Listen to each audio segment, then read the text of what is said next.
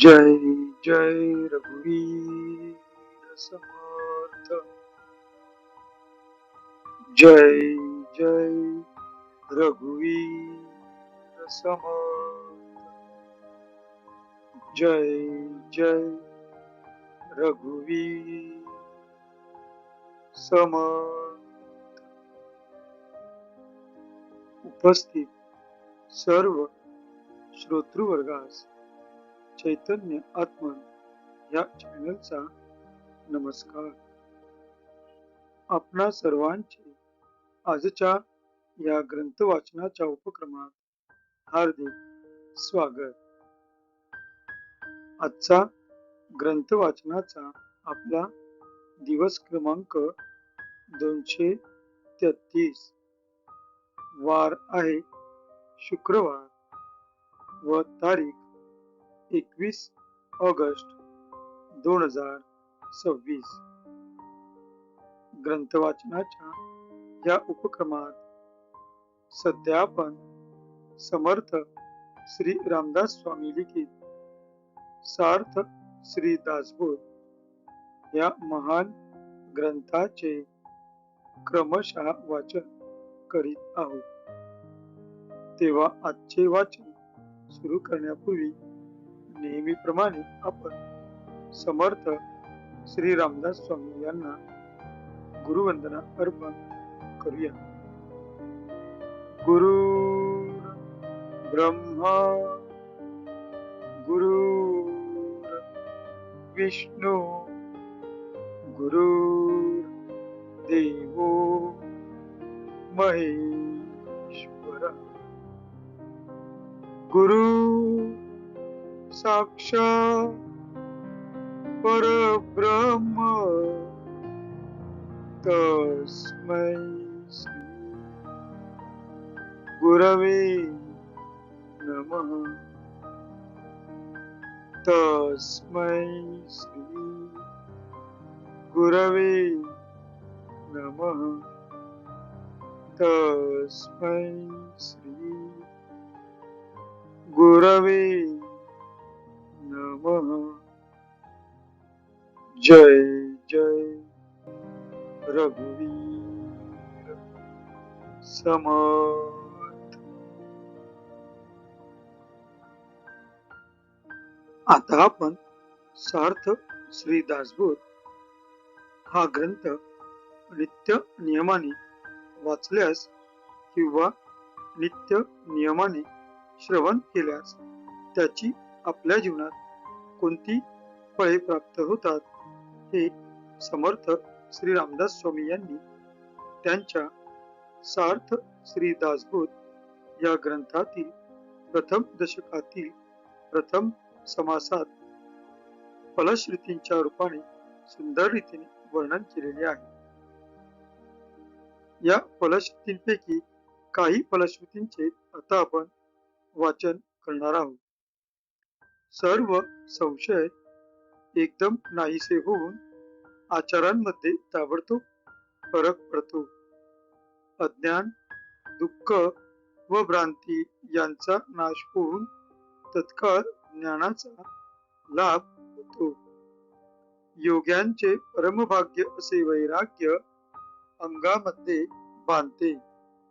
विवेक व चातुर्य यथा योग्य प्राप्त होते। जे कोणी संशयग्रस्त, अवगुणी व अवलक्षणी असतील ते सुलक्षणी, धूर्त, तत्ववेत्ता, चतुर व समयत्न असे होतील। आळशी असतील ते उद्योगी होतील।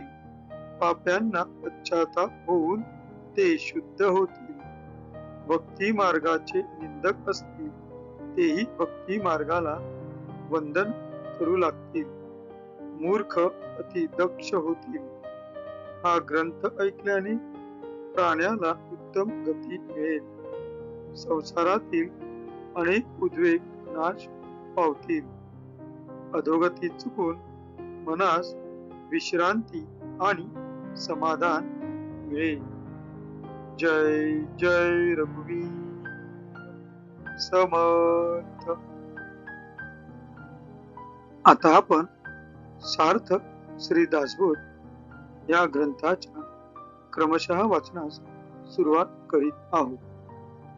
सध्या आपण या ग्रंथातील देव शोधनाचा या 6व्या दशकातील सार शोधन या 9व्या समासाचे क्रमशः वाचन करीत आहोत. आज आपण या समासातील ओवी क्रमांक 31 ते ओवी क्रमांक 34 या 4 ओव्यांचे त्यांच्या मराठीतील अर्थासहित वाचन करणार आहोत. ओवी क्रमांक 34 ही या 9व्या समासाची शेवटची ओवी असल्या कारणाने आज आपण फक्त 34व्या ओवीपर्यंतच वाचन करणार आहोत. आपणासमोर जे पृष्ठ दिसत आहे त्या पृष्ठातील शेवटून 4थी ओळ 30 या अंकानंतर हे यथार्थाची आहे बोलणे या शब्दांनी 31वी ओवी सुरू होते. तर तेथूनच आपण आजच्या ग्रंथवाचनास सुरुवात करीत आहोत. हे यथार्थाची आहे बोलणे, विवेकेची शीघ्र मुक्त होणे, असोनी काहीच नसणे जनामध्ये, देवपद आहे निर्गुण, देवपदी अनन्यपण, हाची अर्थ पाहता पूर्ण समाधान वाणे, देहीच विदेह होणे, करून काहीच न करणे, जीवन मुक्तांची लक्षणे, जीवन मुक्त जाणे, एरवी हे खरे न वाटे, अनुमानीची संदेह दाटे, संदेहाचे मूळ तुटे, श्री सद्गुरु वचने.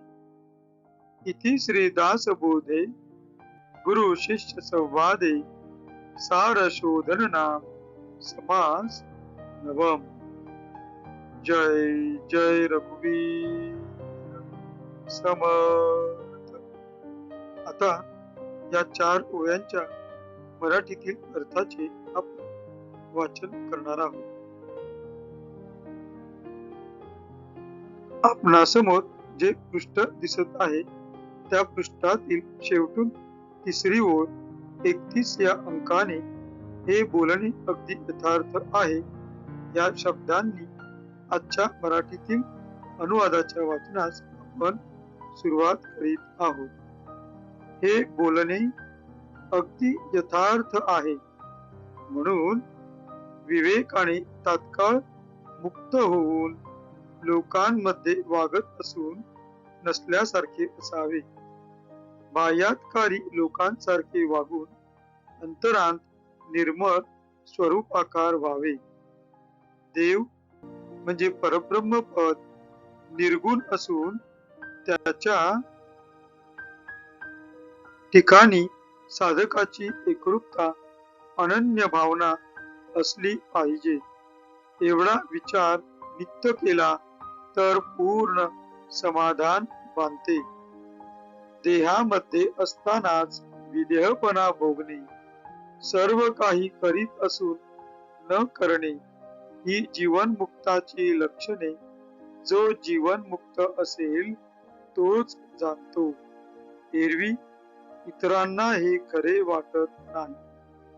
अनुमानाने संशय पडतो, परंतु श्री सद्गुरूंच्या वचनाने मात्र संशयाचे मूळ तुटते. इति श्री दशक 6 समास 9.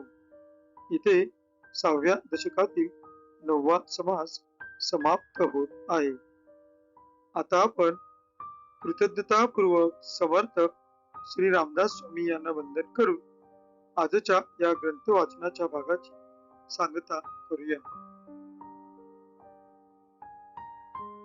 शुकासारिके पूर्ण वैराग्य जाचे, वसिष्ठा परी ज्ञान योगेश्वराचे, कवी वाल्मिका सारिका मान्य ऐसा, नमस्कार माझा सद्गुरु रामदासा. जय जय रघुवीर समर्थ. उपस्थित श्रोतेजन हो, आपण सर्वजण आपल्या बहुमूल्य वेळापैकी काही वेळ काढून ग्रंथाच्या ह्या भागाचे श्रवण करत आहात, त्याबद्दल आपणा सर्वांचे खूप खूप आभार. आपणा सर्वांना अनेक अनेक धन्यवाद व एक नम्र निवेदन ते असे की हे आमचे रोजचे ग्रंथ वाचन व आपणासाठी ते रोजचे ग्रंथ श्रवण जर आपणास आवडत असेल, रुचत असेल, काही ज्ञानबोध जर आपणास या ग्रंथ श्रवणातून होत असेल, तर कृपया आपण आमच्या या चॅनलला सबस्क्राईब करा, लाईक करा, शेअर करा व काही सुचवावयाचे असल्यास कमेंट मध्ये असे लिहा. ही आपणा सर्वांना नम्र विनंती. भेटू पुढल्या भागात. जय जय रघुवीर समर्थ.